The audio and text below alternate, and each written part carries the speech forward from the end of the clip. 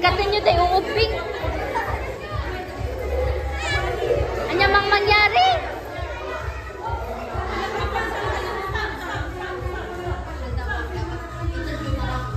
Itad yun na lang. Puntahan nyo si Teacher Shari. Yan wala kayo ng clue. Puntahan nyo si Teacher Shari Fire.